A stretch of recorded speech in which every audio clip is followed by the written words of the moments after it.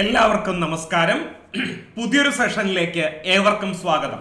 നമ്മൾ ഇന്ന് ചർച്ച ചെയ്യുന്നത് കഴിഞ്ഞ ദിവസം നടന്ന, അതായത് ഓഗസ്റ്റ് 30 നടന്ന സബ് ഇൻസ്പെക്ടർ ഓഫ് പോലീസ് പരീക്ഷയിലെ മലയാളം ചോദ്യങ്ങൾ ഒന്ന് വിശകലനം ചെയ്യാം എന്ന് കരുതിക്കൊണ്ടാണ് ഇന്ന് എത്തിയിരിക്കുന്നത്. ക്വസ്റ്റ്യൻ പേപ്പർ കോഡ് 109/2025 ആയിരുന്നു. നിങ്ങൾക്ക് എല്ലാവർക്കും അറിയാവുന്നതുപോലെ വളരെ എളുപ്പമുള്ള ചോദ്യങ്ങളാണ് മലയാളത്തിൽ നിന്ന് ചോദിച്ചത്. മലയാളത്തിലെ 10 ചോദ്യങ്ങൾക്ക് മിക്കവാറും തന്നെ എല്ലാവർക്കും 10 മാർക്കും കിട്ടിയിട്ടുണ്ടാകും എന്ന് ഞാൻ വിചാരിക്കുന്നു. എന്നിരുന്നാലും അവയുടെ വിശകലനം ആവശ്യമാണ് എന്ന് തോന്നിയത് കൊണ്ടാണ് ഈ ഒരു സെഷനുമായി നിങ്ങളുടെ മുന്നിൽ എത്തുന്നത്. അപ്പോൾ കാര്യത്തിലേക്ക് കടക്കാം. സബ് ഇൻസ്പെക്ടർ ഓഫ് പോലീസ് പരീക്ഷയിലെ മലയാളം ചോദ്യങ്ങളിലേക്ക്. ക്വസ്റ്റ്യൻ പേപ്പർ കോഡ് എ പ്രകാരം ഒന്നാമത്തെ ചോദ്യം മലയാള സാഹിത്യത്തിൽ നിന്ന് അല്ലെങ്കിൽ കേരള ചരിത്രത്തിൽ നിന്നാണ് ചോദിച്ചിരുന്നത്. ചോദ്യം ഇതായിരുന്നു: ഉണ്ണിയാടി ചരിതം എന്ന കൃതി രചിച്ചത് ആരാണ്? ഓപ്ഷൻ എ രായരംപിള്ള. അത് സ്പെല്ലിംഗ് അതിൽ തകരാറുണ്ട്, അക്ഷരത്തെറ്റുള്ളതാണ്.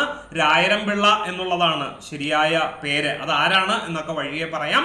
Option B Damodara Chakyar. Option C Keralavarma. Option D Appan Thampuran. ആരാണ് ശരിയായ ഉത്തരം? എല്ലാവർക്കും അറിയാവുന്നതുപോലെ ഓപ്ഷൻ ബി ദാമോദര ചാക്യാരാണ് ശരിയായ ഉത്തരം.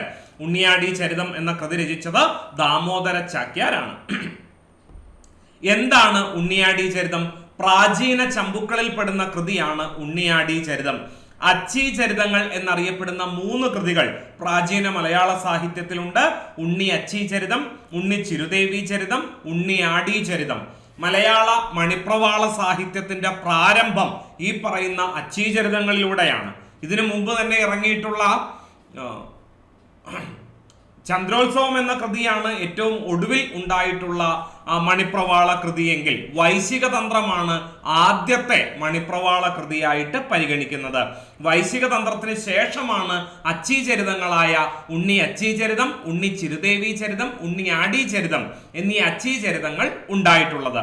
അതിൽ വളരെ പ്രധാനപ്പെട്ട കൃതിയാണ് ദാമോദര ചാക്യാർ രചിച്ച ഉണ്ണിയാടി ചരിതം എന്ന കൃതി.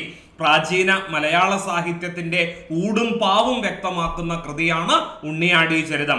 ഉണ്ണിയാടി ചരിതത്തിലേക്ക് കടക്കുമ്പോൾ 14-ാം ശതകത്തിന്റെ അവസാനത്തിൽ ഉണ്ടായ കൃതി എന്നാണ് കരുതപ്പെടുന്നത്.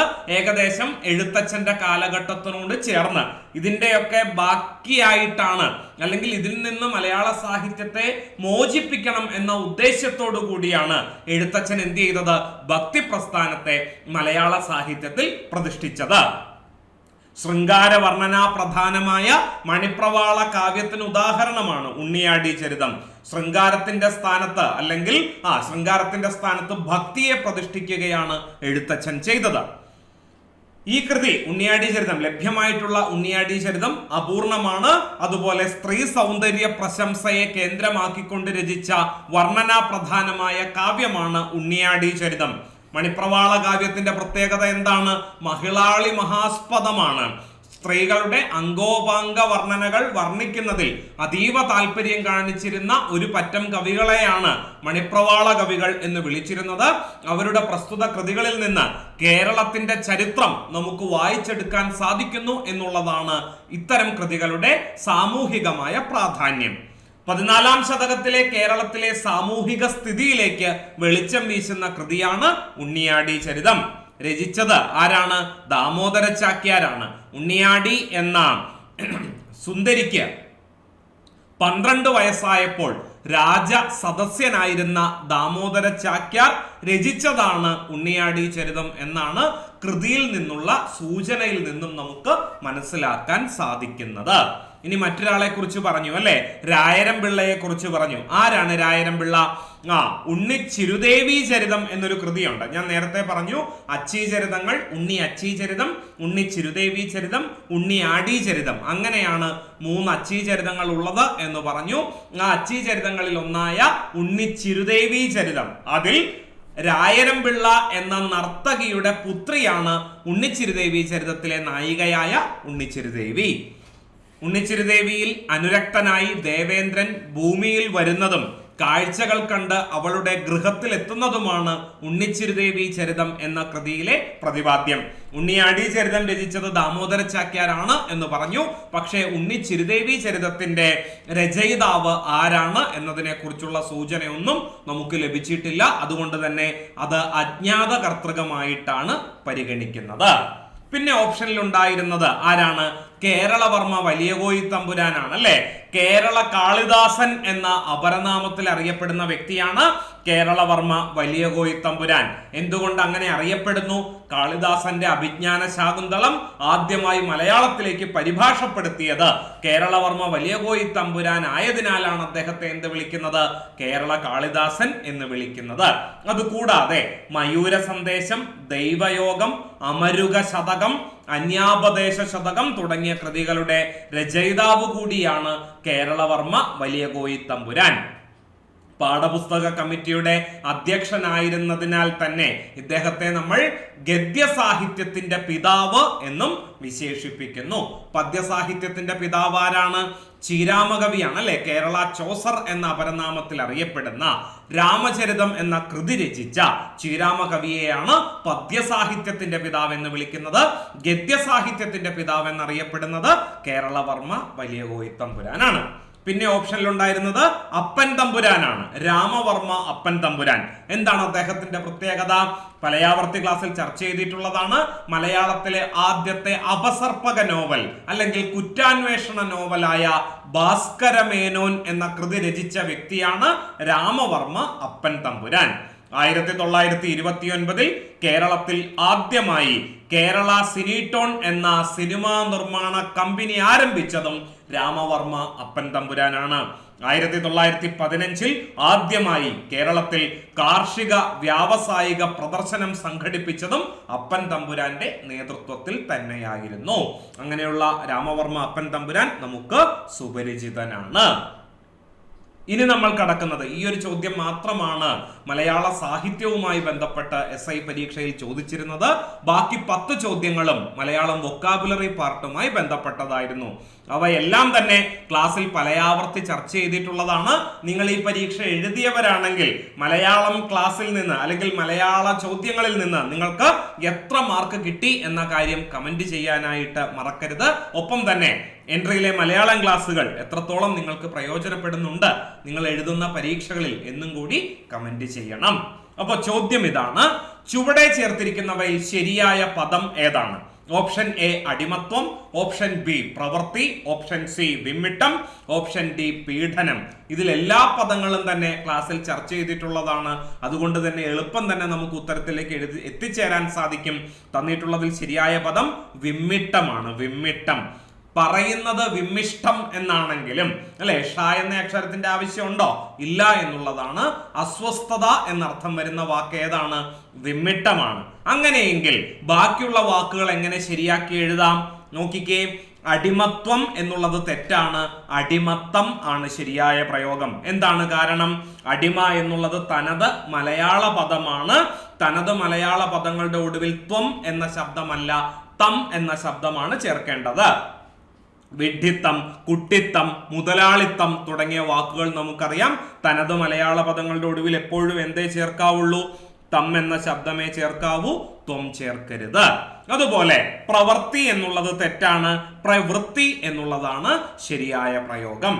അതുപോലെ പ്രവർത്തിക്കുക എന്ന് എഴുതരുത്. പിന്നെയോ പ്രവർത്തിക്കുക. പ്രവർത്തിക്കുക എന്ന് എഴുതുമ്പോൾ അതിന്റെ രൂപം ഇങ്ങനെയായി മാറും.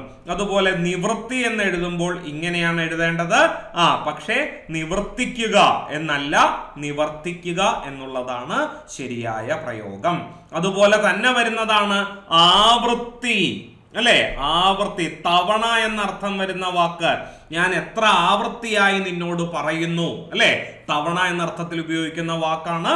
ആവൃത്തി എന്ന് എഴുതുമ്പോൾ ഇങ്ങനെയും അതുപോലെ ആവർത്തിക്കുക എന്ന് എഴുതുമ്പോൾ ഇങ്ങനെയുമാണ് എഴുതേണ്ടത്. ആ വ്യത്യാസം മനസ്സിലാക്കി വെക്കുക. ഇനി വരുന്ന പരീക്ഷകളിലും ഇത് ചോദിക്കാനുള്ള സാധ്യത കൂടുതലാണ്.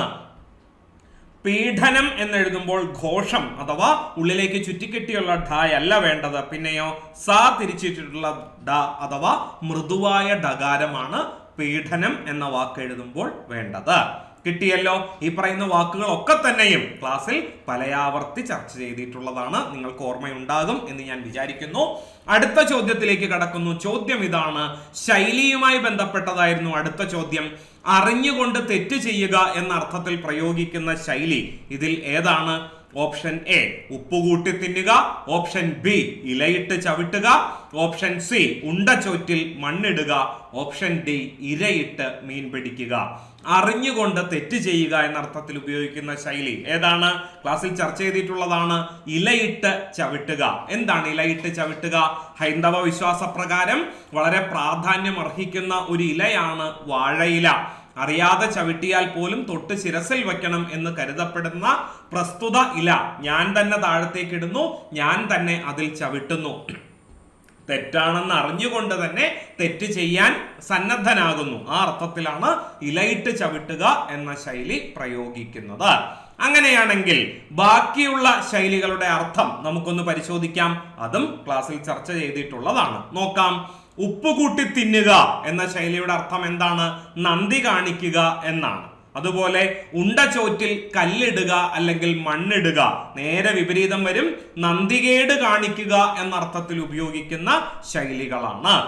ഇരയിട്ട് മീൻ പിടിക്കുക എന്ന് പറഞ്ഞാലോ കാര്യസാധ്യത്തിനായി ചെലവ് ചെയ്യുക അല്ലെങ്കിൽ ചെറിയ നഷ്ടം സഹിച്ച് വലിയ ലാഭം കൊയ്യുക എന്ന അർത്ഥത്തിലാണ് ഇരയിട്ട് മീൻ പിടിക്കുക എന്ന ശൈലി പ്രയോഗിക്കുന്നത്. ഒന്ന് ആലോചിച്ച് നോക്കിക്കേ, നമ്മൾ ചെറിയ മണ്ണിരയൊക്കെ കൊളുത്തി ചൂണ്ടയിടാറുണ്ട് അല്ലേ? ആ മണ്ണിരയ്ക്ക് വല്ല പൈസ മുടക്കുണ്ടോ അല്ലെങ്കിൽ അതിന് എന്തെങ്കിലും മൂല്യമുണ്ടോ? ഇല്ല എന്നുള്ളതാണ്. നമ്മൾ ചൂണ്ടക്കൊളുത്തിൽ കൊളുത്തിയാണ് ഈ പറയുന്ന മീനിനെ പിടിക്കാനുള്ള ചൂണ്ടയിടുന്നത്. അപ്പോ ഒരു നഷ്ടവും ഇല്ലാത്ത മണ്ണിരയെ കൊരുത്ത് ചൂണ്ടയിടുന്നു, അതിൽ നിന്ന് എന്ത് കിട്ടുന്നു? വലിയ മീനിനെ നമുക്ക് പിടിക്കാൻ സാധിക്കുന്നു. അപ്പോ ചെറിയ നഷ്ടം സഹിച്ച് വലിയ ലാഭം കൊയ്യുന്നതിനെയാണ് എന്തു പറയുന്നത്? ഇരയിട്ട് മീൻ പിടിക്കുക എന്ന് പറയുന്നത്. ഇതിന്റെ നേരെ വിപരീത അർത്ഥത്തിൽ ഉപയോഗിക്കുന്ന ശൈലിയാണ് ഏത്? എലിയെ പേടിച്ച് ഇല്ലം ചുടുക. ചെറിയ ലാഭത്തിന് വേണ്ടി വലിയ നഷ്ടം വരുത്തി വെക്കുക എന്നർത്ഥത്തിൽ പ്രയോഗിക്കുന്നു.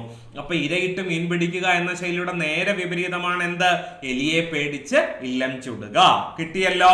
പലയാവർത്തി ക്ലാസ്സിൽ പറഞ്ഞിട്ടുള്ളതാണ് ഈ പറഞ്ഞിട്ടുള്ള എല്ലാ ശൈലികളും. അടുത്ത ചോദ്യം ഇതാണ്, മഹത് അധികം ചരിതം എന്നത് ശരിയായി ചേർത്തെഴുതുന്നത് എങ്ങനെയാണ്? ഇവിടെ എങ്ങിനെ കണ്ടോ, എങ്ങിനെ, ഇതും നമ്മുടെ PSC പരീക്ഷയിൽ തന്നെ ചോദിച്ചിട്ടുള്ളതാണ്. എങ്ങിനെ എന്നുള്ളത് തെറ്റായ പ്രയോഗമാണ്, എങ്ങനെ എന്നുള്ളതാണ് ശരിയായ പ്രയോഗം അല്ലേ? ഓർക്കുന്നുണ്ടാകുമല്ലോ. ചോദ്യത്തിൽ തന്നെ തെറ്റുകൾ സംഭവിക്കുന്നത് ശ്രദ്ധിക്കുക. കണ്ടോ? പിന്നെ മഹചരിതത്തിലേക്ക് വീണ്ടും വരാം. മഹത് അധികം ചരിതം ചേർത്തെഴുതുമ്പോൾ എന്ത് ലഭിക്കും എന്നുള്ളതാണ് ചോദ്യം. ഓപ്ഷൻ ഇല്ലെങ്കിൽ പോലും നിങ്ങൾ ശരിയായ ഉത്തരത്തിലേക്ക് എത്തിച്ചേരും എന്ന് എനിക്കറിയാം. എന്നാലും ശരിയായ ഉത്തരം ഏതാണ്? ഓപ്ഷൻ സി ആണ്. മഹച്ചരിതമാണ് ശരിയായ ഉത്തരം. എന്താണ് അതിന്റെ കാരണം? നിയമം നമ്മൾ പഠിച്ചിട്ടുണ്ട്. തായും ചായും കൂടി ചേർന്നാൽ അതെന്തായി മാറും? ഇരട്ടിച്ച ചകാരമായി മാറും. ഇതുപോലെ തായും ജായും കൂടി ചേർന്നാൽ അതെന്തായി മാറും? ഇരട്ടിച്ച ജകാരമായി മാറും. തായും ലായും കൂടി ചേർന്നാൽ അത് എന്തായി മാറും? ഇരട്ടിച്ച ലകാരമായി മാറും. ഈ പറയുന്ന നിയമങ്ങൾ നമുക്ക് അറിയാവുന്നതാണ്. ആ നിയമത്തിന്റെ അടിസ്ഥാനത്തിലാണ് ഇത് സംഭവിച്ചിട്ടുള്ളത്. മഹത് അധികം ചരിതം, ഈ വാക്ക് തന്നെ പലയാവർത്തി ക്ലാസ്സിൽ ചർച്ച ചെയ്തിട്ടുള്ളതാണ്. മഹത് അധികം ചരിതമാണ് എന്താകുന്നത്? മഹച്ചരിതമാകുന്നത്. നിയമം വളരെ പ്രധാനപ്പെട്ടത് കേട്ടോ. ഇതുപോലെ തന്നെ ക്ലാസ്സിൽ ചർച്ച ചെയ്തിട്ടുള്ളതാണ് ചലത് അധികം ചിത്രം. കണ്ടോ? തായും ചായും ചേർന്ന് വന്നപ്പോ എന്തായി മാറി? ചലച്ചിത്രമായിട്ട് മാറി. വേണമെങ്കിൽ ഇനി വരുന്ന പരീക്ഷയിൽ എന്ത് ചോദിക്കാം? ചലച്ചിത്രം എന്ന വാക്ക് പിരിച്ചെഴുതുക എന്ന് വേണമെങ്കിൽ പരീക്ഷയ്ക്ക് ചോദ്യമായിട്ട് വരാം. അതുപോലെ പലയാവർത്തി പരീക്ഷയ്ക്ക് ചോദിച്ചിട്ടുള്ള മറ്റൊരു പദമാണ് ശരത്ചന്ദ്രൻ എന്ന പദം. ശരത്ചന്ദ്രൻ എങ്ങനെയാ പിരിച്ചെഴുതേണ്ടത്? ശരത് അധികം ചന്ദ്രൻ. ഇവിടെയും ആരൊക്കെയാണ് അടുത്തടുത്ത് വന്നിട്ടുള്ളത്? തായും ചായുമാണ്. അതുകൊണ്ട് ചേർത്തെഴുതുമ്പോൾ എന്ത് വരണം? ഇരട്ടിച്ച ചകാരമാണ് വരേണ്ടത്. ശരത്ചന്ദ്രൻ എന്നിങ്ങനെയാണ് ശരിയായ രീതിയിൽ ചേർത്തെഴുതേണ്ടത്. കിട്ടിയല്ലോ. അടുത്ത ചോദ്യത്തിലേക്ക് കടക്കാം. വണ്ട് എന്നർത്ഥം വരാത്ത പദമേത്? വളരെ എളുപ്പമുള്ള ചോദ്യം. ഓപ്ഷനുകൾ അടക്കം ക്ലാസ്സിൽ ചർച്ച ചെയ്തിട്ടുള്ളതാണ്. നോക്കിക്കേ. ഓപ്ഷൻ എ പിപീലിക, ഓപ്ഷൻ ബി ഭ്രമരം, ഓപ്ഷൻ സി ഭൃംഗം, ഓപ്ഷൻ ഡി അളി. ഭ്രമരം, ഭൃംഗം, അളി, മധുപൻ തുടങ്ങിയ പദങ്ങൾ വണ്ടിന്റെ പര്യായമായിട്ട് നമ്മൾ പഠിച്ചിട്ടുള്ളതാണ്. അപ്പൊ പിപീലിക എന്നുള്ളതാണ് ശരിയായ ഉത്തരം. പിപീലിക ആരാണ്? ഉറുമ്പിന്റെ പര്യായമാണ്. പിപീലി എന്ന് പറഞ്ഞാലും പിപീലിക എന്ന് പറഞ്ഞാലും ഉറുമ്പ് തന്നെയാണ്. കൂടാതെ വൽമി, വമ്രം, വമ്രി ഇതൊക്കെ തന്നെയും ഉറുമ്പിന്റെ പര്യായ പദങ്ങളാണ്. അളി, ഭ്രമരം, ഭൃംഗം, മധുപം എന്നൊക്കെ പറഞ്ഞാൽ അതാരാണ്? വണ്ടിന്റെ പര്യായ പദങ്ങളാണ്. ഓപ്ഷനുകൾ അടക്കം നമ്മൾ ക്ലാസ്സിൽ ചർച്ച ചെയ്തിട്ടുണ്ട്. അടുത്ത ചോദ്യം നോക്കിക്കേ. ചുവടെ ചേർത്തിരിക്കുന്നവയിൽ ശരിയായ വാക്യം ഏതാണ്? ഓപ്ഷൻ എ, ഏകദേശം 50ഓളം ആൾക്കാർ പ്രകടനത്തിന് വന്നു. ഓപ്ഷൻ ബി, അവർ തോറ്റതിന് കാരണം പഠിക്കാത്തത് കൊണ്ടാണ്. ഓപ്ഷൻ സി, വായനാ ദിനത്തിൽ വിദ്യാർത്ഥികൾക്കായി സാഹിത്യ മത്സരങ്ങൾ നടത്താറുണ്ട്. ഓപ്ഷൻ ഡി, കുട്ടികൾ സ്കൂൾ അടച്ചാൽ നാളെ മുതൽ കളി തുടങ്ങും. ഇതിൽ ഏതാണ് ശരിയായ വാക്യം എന്നതാണ് ചോദ്യം. ഉത്തരം കിട്ടിയോ? ഉത്തരം കിട്ടാൻ യാതൊരു സാധ്യതയുമില്ല. കാരണം എന്താണ്? ഇതിൽ ഉത്തരമില്ല. തന്നിട്ടുള്ള 4 വാക്യങ്ങളും തെറ്റായ വാക്യങ്ങളാണ്. ഇതും അല്ലെങ്കിൽ ഇതേ ചോദ്യങ്ങൾ അല്ലെങ്കിൽ പോലും ഇതേ മാതൃകയിലുള്ള ചോദ്യങ്ങൾ നമ്മൾ ക്ലാസ്സിൽ ചർച്ചയ്ക്ക് എടുത്തിട്ടുണ്ട്. നോക്കിക്കേ, ഓപ്ഷൻ എയിലെ തകരാർ എന്താ? ഏകദേശം 50ഓളം ആൾക്കാർ പ്രകടനത്തിന് വന്നു എന്ന് പറയുമ്പോൾ അതിലെ തകരാറ് ഏകദേശം ഓളം രണ്ടും അപ്രോക്സിമേറ്റ്ലി എന്ന അർത്ഥത്തിൽ ഉപയോഗിക്കുന്ന പദങ്ങളാണ്.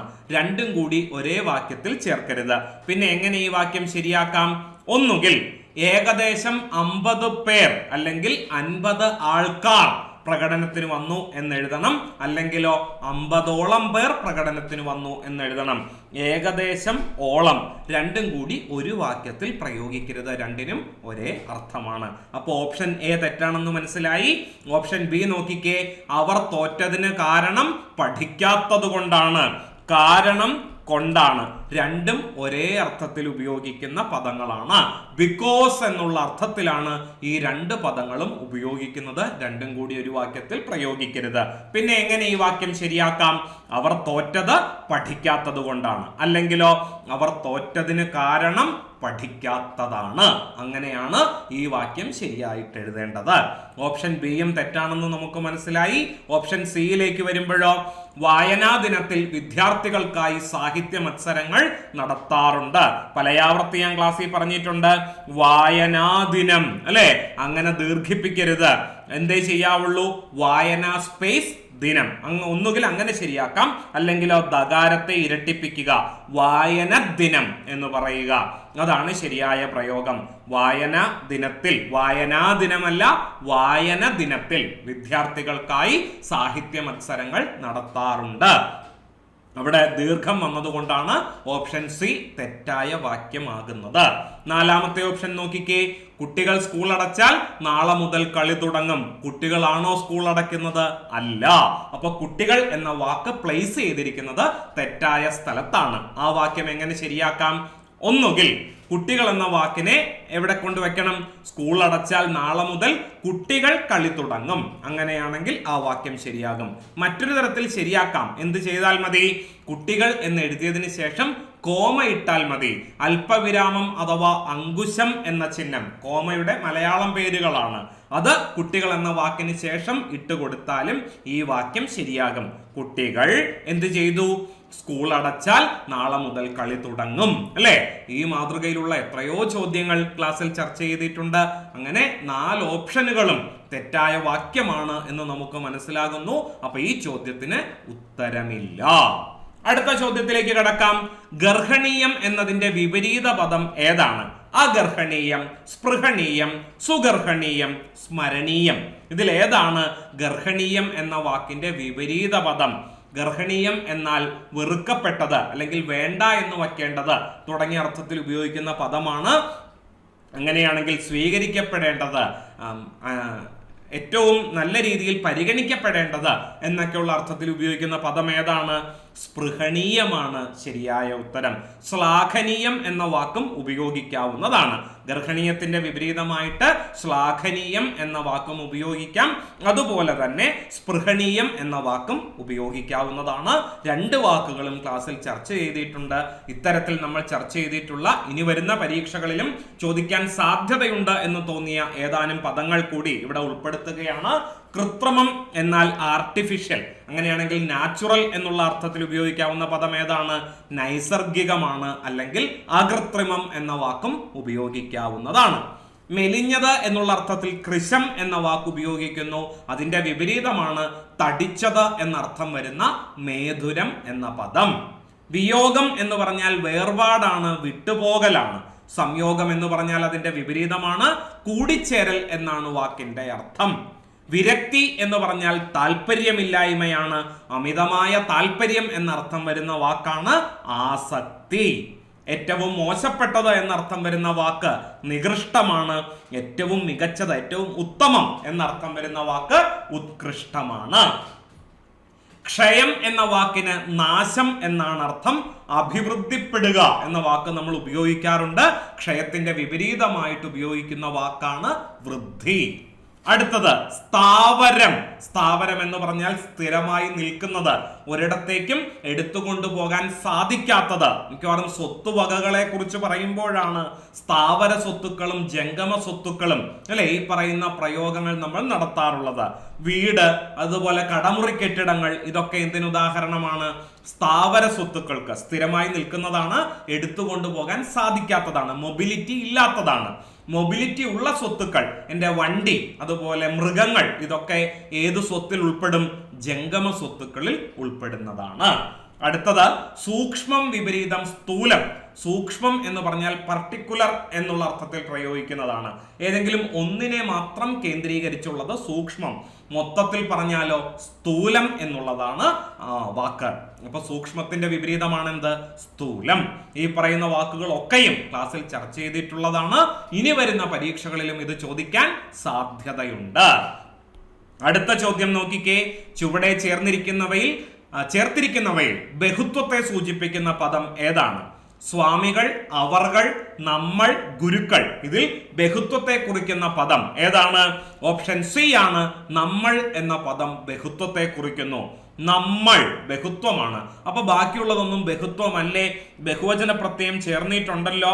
ബഹുവചന പ്രത്യയം ചേർന്നിട്ടുണ്ട് എന്നുള്ളത് ശരിയാണ്. പക്ഷേ അവ രൂപത്തിൽ മാത്രമാണ് ബഹുവചനമാകുന്നത്. അർത്ഥത്തിൽ അവ എന്താണ്? ഏകവചനമാണ്. കാരണം ഇതൊക്കെ തന്നെയും പൂജക ബഹുവചനത്തിനുള്ള ഉദാഹരണമാണ്. എന്താണ് പൂജക ബഹുവചനം? ആദരസൂചകമായിട്ട് ഏകവചനത്തോടൊപ്പം ബഹുവചന പ്രത്യയം ചേർക്കുന്നതാണ് പൂജക ബഹുവചനം. യഥാർത്ഥത്തിൽ വ്യക്തികൾ എത്രയേ ഉണ്ടാകുള്ളൂ? ഒരാളെ ഉണ്ടാകൂ. പക്ഷേ പ്രയോഗത്തോടൊപ്പം അവരോട് ഒരു ബഹുമാനം കാണിക്കുന്നതിന് വേണ്ടിയിട്ട് നമ്മൾ എന്ത് ചേർക്കുന്നു? ബഹുവചന പ്രത്യയം ചേർക്കുന്നു. അതാണ് പൂജക ബഹുവചനത്തിന്റെ പ്രത്യേകത. അത് അർത്ഥം കൊണ്ട് ഏകവചനവും രൂപം കൊണ്ട് ബഹുവചനവുമാണ്. നമ്മൾ എന്ന പദം അങ്ങനെയല്ല. നമ്മൾ എന്ന പദത്തിന്റെ പ്രത്യേകത എന്താണ്? അത് പറയുന്നതിന് മുൻപ് അലിംഗ ബഹുവചനമാണ്. നമ്മൾ എന്ന് പറയുന്നിടത്ത് ആണുങ്ങളും പെണ്ണുങ്ങളും ഉണ്ടാകാം അല്ലെ? അപ്പൊ അങ്ങനെ പറയുമ്പോൾ അത് അലിംഗ ബഹുവചനത്തിന് ഉദാഹരണമാണ്. അപ്പോൾ നമ്മൾ പലയാവർത്തി ക്ലാസ്സിൽ ചർച്ച ചെയ്തിട്ടുള്ളതാണ്. അതുകൊണ്ടാണ് പരിമിതമായ വാക്കിൽ അവയെ പരിചയപ്പെടുത്തിയത്. അടുത്ത ചോദ്യം ഇതായിരുന്നു. കൊലയാനയുള്ളപ്പോൾ കുഴിയാന മതിക്കുക എന്ന ചൊല്ലിന്റെ ആശയം എന്ത്? ക്ലാസ്സിൽ ചർച്ച ചെയ്തിട്ടുള്ളതല്ല എങ്കിൽ പോലും പെട്ടെന്ന് തന്നെ നമുക്ക് ഇതിന്റെ ഉത്തരത്തിലേക്ക് എത്തിച്ചേരാൻ സാധിക്കും. ഓപ്ഷൻ നോക്കിക്കേ. ആപത്തു വരുമെന്ന് വിചാരിച്ച് ഭയന്നിരിക്കുക, സ്വന്തം ശക്തി മറന്നു പ്രവർത്തിക്കുക. ഓപ്ഷൻ സി സ്വയം മറന്ന് അഹങ്കരിക്കുക. Option D ശക്തരുള്ളപ്പോൾ ദുർബലർ അഹങ്കരിക്കുക. കൊലയാനയുള്ളപ്പോൾ കുഴിയാന മതിക്കുക. ഏതാ ശരിയായ ഉത്തരം? വളരെ എളുപ്പമാണ്. ഓപ്ഷൻ ഡി ആണ് ശരിയായ ഉത്തരം. ശക്തരുള്ളപ്പോൾ ദുർബലർ അഹങ്കരിക്കുക. അല്ലെ? കുഴിയാന എന്ന് പറയുമ്പോൾ എത്രമാത്രം ചെറുതാണ് കൊലയാനയെ അല്ലെ അപേക്ഷിച്ച് നോക്കുമ്പോൾ. അപ്പൊ ശക്തരുള്ളപ്പോൾ ദുർബലർ അഹങ്കരിക്കുക. ഞാഞ്ഞൂലിനും സീൽക്കാരമോ, അതുപോലെ തലയിരിക്കുമ്പോൾ വാലാടുക തുടങ്ങിയ ശൈലികൾ അല്ലെങ്കിൽ തുടങ്ങിയ പഴഞ്ചൊല്ലുകൾ അതേ അർത്ഥത്തിൽ ഉപയോഗിക്കുന്നതാണ്. അടുത്ത ചോദ്യത്തിലേക്ക് പോകാം. ദിങ്മുഖം എന്ന പദം പിരിച്ചെഴുതുന്നത് എങ്ങനെയാണ്? വളരെ എളുപ്പമുള്ളതാണ്. ഓപ്ഷൻ ഇല്ലെങ്കിൽ പോലും നിങ്ങൾക്ക് ഉത്തരം എഴുതാൻ സാധിക്കും എന്ന് ഞാൻ വിചാരിക്കുന്നു. ദിക് അധികം മുഖം, ദിങ് അധികം മുഖം, ദിഗ് അധികം മുഖം, ദിങ് അധികം മുഖം. ഏതാണ് ശരിയായ പ്രയോഗം? ഓപ്ഷൻ എ ആണ്. ദിക് അധികം മുഖമാണ് ചേർത്തെഴുതുമ്പോൾ ദിങ്മുഖമാകുന്നത്. എന്താണ് ഇതിന്റെ കാരണം? ഉത്തരപദത്തിന്റെ ആദിയിൽ അനുനാസിക വർണ്ണം വന്നാൽ പൂർവപദത്തിന്റെ ഒടുവിലുള്ള ഖരവർണം എന്തായി മാറും? അനുനാസികമായി മാറും എന്ന നിയമം നമുക്കറിയാവുന്നതാണ്. നോക്കിക്കേ, ഉത്തരപദാദിയിൽ അനുനാസിക വർണ്ണം വന്നാൽ പൂർവപദത്തിന്റെ ഒടുവിലുള്ള ഖരവർണം അനുനാസികമായി മാറും. അതായത് സന്ധി സംഭവിക്കുമ്പോൾ രണ്ടാമത്തെ വാക്കിന്റെ ആദ്യത്തെ അക്ഷരമായിട്ട് ഈ പറയുന്ന 5 അനുനാസികങ്ങൾ നമ, ഈ പറയുന്ന 5 അനുനാസികങ്ങളിൽ ഏതെങ്കിലും ഒന്നാണ് വരുന്നതെങ്കിൽ പൂർവപദത്തിന്റെ ഒടുവിലുള്ള ഖരവർണ്ണങ്ങൾ, അതായത് ക, ച, ട, ത, പ, ഈ പറയുന്ന 5 വർണ്ണങ്ങളിൽ 5 വർണ്ണങ്ങളും എന്തായി മാറും? അനുനാസികമായിട്ട് മാറും. ഇതേ കുറച്ച് ഉദാഹരണം നോക്കാം. വാക്ക് അധികം മയം, വാങ്മയം. കണ്ടോ, ഇവിടെ ആദ്യത്തെ വാക്കിന്റെ ഒടുവിൽ ക എന്ന ഖരവർണ്ണമാണ്, രണ്ടാമത്തെ വാക്കിന്റെ ആദ്യത്തെ അക്ഷരം മാ എന്ന അനുനാസികമാണ്. ഈ മാ എന്ന അനുനാസികം കായെ കൂടി ആരാക്കി മാറ്റി? കായുടെ അനുനാസികമായ ങായാക്കി മാറ്റി. കണ്ടോ, ഇതുപോലെ മറ്റൊന്ന് നോക്കിക്കേ. ത്വക്ക് അധികം മാംസം, രണ്ടാമത്തെ വാക്കിന്റെ ആദ്യത്തെ അക്ഷരം മാ എന്ന അനുനാസികമാണ്, പൂർവപദത്തിന്റെ ഒടുവിൽ ക എന്ന ഖരവർണ്ണമാണ്. ചേർത്തെഴുതിയപ്പോ ക ആരായി മാറി? ങായായിട്ട് മാറി, ത്വങ്മാംസം. മറ്റൊരു ഉദാഹരണം നോക്കിക്കേ. ഷട്ട് അധികം മുഖൻ. കണ്ടോ, ട എന്ന ഖരവർണവും മാ എന്ന അനുനാസികവും അടുത്തടുത്ത് വന്നിരിക്കുന്നു. അപ്പൊ ഇവിടെ മാ എന്ന അക്ഷരം വന്നതുകൊണ്ട് ചേർത്തെഴുതുമ്പോ ട ആരായിട്ട് മാറുന്നു? ണ എന്ന അനുനാസികമായിട്ട് മാറുന്നു. അതുപോലെ ജഗന്നാഥൻ എന്ന വാക്ക് നോക്കിക്കേ. ജഗത്ത് അധികം നാഥൻ, പൂർവപദത്തിന്റെ ഒടുവിൽ ത എന്ന ഖരവർണ്ണമാണ്, ഉത്തരപദത്തിന്റെ ആദിയിലോ ന എന്ന അനുനാസികമാണ്. അപ്പൊ ഈ തായെ കൂടി ന ആരാക്കി മാറ്റി? അനുനാസികമാക്കി മാറ്റി. അപ്പൊ ഇങ്ങനെ വരുമ്പോ നായും അടുത്തടുത്ത് വരുമ്പോൾ നമുക്ക് ചേർത്ത് എങ്ങനെ എഴുതാം? ഇരട്ടിച്ച നഗാരമാക്കി എഴുതാം. അങ്ങനെയാണ് ജഗത്തിന്റെ നാഥൻ ആരായി മാറുന്നത്? ജഗന്നാഥനായിട്ട് മാറുന്നത്. ഇനി ഈ പറയുന്ന രണ്ടാമത്തെ വാക്കിന്റെ ആദ്യത്തെ അക്ഷരമായിട്ട് അനുനാസിക വർണ്ണം അല്ല വരുന്നത് എന്ന് വിചാരിക്കുക. അങ്ങനെയാണെങ്കിൽ എന്തേ സംഭവിക്കൂ? പൂർവപദത്തിന്റെ ഒടുവിലുള്ള ഖരവർണം മൃദുവാകുകയേ ഉള്ളൂ. നോക്കിക്കേ, ഹൃത് അധികം രോഗം. കണ്ടോ, ഇവിടെ ഉത്തരപദത്തിന്റെ ആദിയിൽ രാ എന്ന മധ്യമ വർണ്ണമാണ് വന്നിരിക്കുന്നത്, പൂർവപദത്തിന്റെ ഒടുവിലോ ത എന്ന ഖരവർണ്ണമാണ്. ഇവിടെ അപ്പൊ ന എന്ന അനുനാസികമാകുവോ? ഇല്ല. എന്തേ ആകുള്ളൂ? ഹൃത് രോഗം. ത ആരായി മാറിയാ മതി? മൃദുവായി മാറിയാ മതി, അനുനാസികം ആവില്ല. ത്വഗ്രോഗവും ത്വങ്മാംസവും തമ്മിലുള്ള വ്യത്യാസം നോക്കിക്കേ. ത്വങ്മാംസം എന്ന് പറയുന്നിടത്ത് ങ വന്നത് എന്തുകൊണ്ടാണ്? ഉത്തരപദത്തിന്റെ ആദിയിൽ മാ എന്ന അനുനാസികം വന്നതുകൊണ്ടാണ്. വേറൊരു വാക്ക് ത്വഗ്രോഗം എന്ന് എഴുതുമ്പോൾ നോക്കിക്കേ, ഉത്തരപദത്തിന്റെ ആദിയിൽ രാ എന്ന വർണ്ണമാണ് വന്നിരിക്കുന്നത്. അപ്പൊ ഈ ക അനുനാസികമാവേണ്ട ആവശ്യമുണ്ടോ? ഇല്ല, മൃദുവായാൽ മതി. അതായത് ത്വഗ്രോഗം എന്നായാൽ മതി. ഇത് ചേർത്തെഴുതുമ്പോഴാണ് നമുക്ക് ഈ രൂപം കിട്ടുന്നത്. വ്യക്തമായെന്ന് വിചാരിക്കുന്നു. ഈ നിയമം വളരെ പ്രധാനപ്പെട്ടതാണ്, പലയാവർത്തി പരീക്ഷകളിൽ ചോദിച്ചിട്ടുള്ളതാണ്. ഉത്തരപദത്തിന്റെ ആദിയിൽ അനുനാസിക വർണ്ണം വന്നാൽ പൂർവപദത്തിന്റെ ഒടുവിലുള്ള ഖരവർണം അനുനാസികമായി മാറും എന്നാണ് നിയമം വ്യക്തമാക്കുന്നത്. അനുനാസിക വർണ്ണം ഏതാണ്, ഖരവർണം ഏതാണ് എന്നൊക്കെ നമുക്ക് മനസ്സിലായി. കുറച്ച് ഉദാഹരണങ്ങളും ഇവിടെ ഉൾപ്പെടുത്തിയിട്ടുണ്ട്. ഇനി വരുന്ന പരീക്ഷകളിലും ഇത് ചോദ്യമായിട്ട് വരാം. ഓക്കെ, അപ്പൊ നമ്മുടെ പരീക്ഷയിലെ അവസാനത്തെ ചോദ്യത്തിലേക്ക് കടക്കുകയാണ്. മലയാളത്തിലെ അവസാനത്തെ ചോദ്യവും പരീക്ഷയിലെ അവസാനത്തെ ചോദ്യവും ഇത് തന്നെയായിരുന്നു.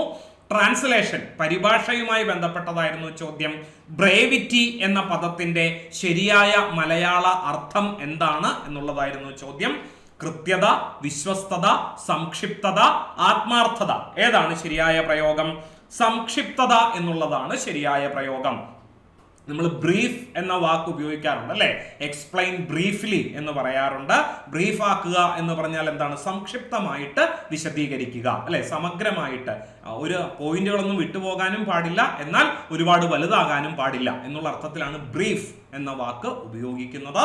സംക്ഷിപ്തതയുടെ ഇംഗ്ലീഷ് പദമായിട്ട് ബ്രേവിറ്റി എന്ന വാക്കിനെ പരിഗണിക്കാം. അങ്ങനെയാണെങ്കിൽ ബാക്കിയുള്ള വാക്കുകളുടെ ഇംഗ്ലീഷ് പരിഭാഷ കൂടി നമുക്കൊന്ന് പരിശോധിക്കാം. കൃത്യത എന്ന വാക്കിന് തത്തുല്യമായ ഇംഗ്ലീഷ് പദം ആക്യുറസിയാണ്. വിശ്വസ്തതയുടെ ഇംഗ്ലീഷ് പദമാണ് ലോയൽറ്റി. ആത്മാർത്ഥതയുടെ ഇംഗ്ലീഷ് പദമായിട്ട് സിൻസിയറിറ്റി എന്ന വാക്കിനെ നമുക്ക് പരിഗണിക്കാവുന്നതാണ്.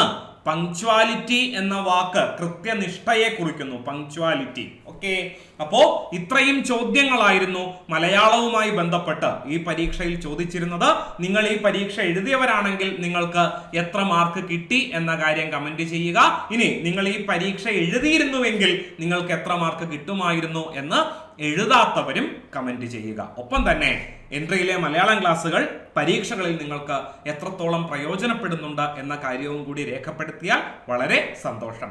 അപ്പോൾ ഇന്നത്തേക്ക് അവസാനിപ്പിക്കുന്നു. മറ്റൊരു സെഷനുമായി നമുക്ക് വീണ്ടും കാണാം. നന്ദി, നമസ്കാരം.